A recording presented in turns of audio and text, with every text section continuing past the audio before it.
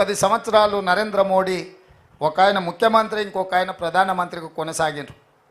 వాళ్ళు మూడోసారి పదవులలో కూర్చుంటారంట. కానీ 100 రోజుల్లో 6 గ్యారెంటీలలో 5 గ్యారెంటీలు అమలు చేసినా మనం దిగిపోవాలంట.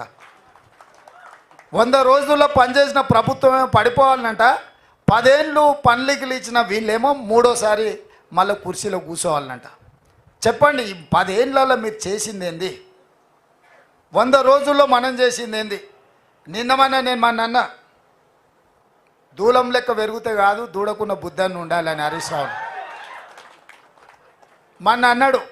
నేను 15 ఆగస్టు లోపల 2 లక్షల రూపాయల రైతు రుణమాఫీ చేస్తాను. నేనంటే, రేవంత్ రెడ్డి నువ్వు 15 ఆగస్టు లోపల చేయకపోతే నువ్వు రాజీనామా చేయాలా, నువ్వు చేస్తే నేను ఎమ్మెల్యే పదవికి రాజీనామా చేసి మళ్ళీ సిద్దిపేటలో పోటీ చేయని అన్నాడు.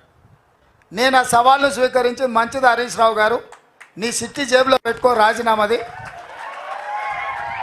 15 ఆగస్టు తర్వాత సిద్దిపేటకు నీ శని వదులుతుంది. చింతమాడికలో పోయి చింతశెట్టి కింద వండుకో అని చెప్పిన. ఇవాళ ఏమంటుండే, అమరవీరుల స్తూపం దగ్గరకు పోయి దాన్ని కూడా ఆయనకి ఎప్పుడు మోసం చేయాలనిపిస్తే ఆ మోసానికి ముసుగు అమరవీరుల స్తూపం. దాన్ని వెనకాల దాచుకొని అబద్ధాలు చెప్తాడు. ఇన్ని రోజులు ఎప్పుడైనా అమరవీరుల స్తూపం కాడిపోయిందా? ఇవాళ పోయి చెప్తున్నాడు ఈ రైతు రుణమాఫీ కాదు ఇంకేంటి ఒక కండిషన్లు చెప్పి ఇవన్నీ చేసి ఇంత పెద్ద లేఖ రాసుకొచ్చారు. రాజీనామా లేఖ అట్లా ఉండదు. నాకు ఎవరో చూపించారు, మొత్తం సీసపత్యం రాసిండు అందులో, వాళ్ళ మామ చెప్పిందంతా. రాజీనామా లేఖ ప్రిస్క్రైబ్డ్ ఫార్మెట్లో స్పీకర్ గారు ఒక ఫార్మెట్ ఇస్తాడు.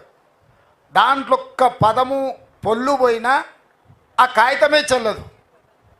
మళ్ళీ ఈయన సీసపద్యం అంతా రాసుకోవచ్చండి. సీసపద్యం రాజీనామా పత్రం చెల్తుందా?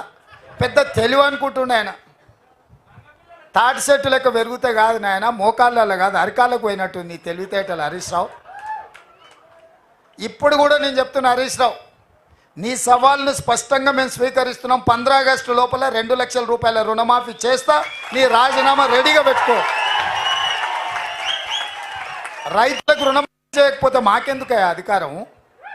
ఈ రైతులకు రుణమాఫీ చేయకపోతే ఆ రైతులు ఎవరు? మా వాళ్ళే కదా, మా కుటుంబాలే కదా, మా పరివారమే కదా. వాళ్ళ కోసము అయితే 30,000 40,000 కోట్లు అవుతుంది. కానీ ఏమవుతుంది? నువ్వు కాళేశ్వరం దోసుకున్న 1,00,000 కోట్ల కంటే ఎక్కువనా? హైదరాబాద్ చుట్టూతో నువ్వు ఆక్రమించుకున్న వేలాది ఎకరాల కంటే ఎక్కువనా? ఇక సరే, అంత దూరం ఎందుకులే. కానీ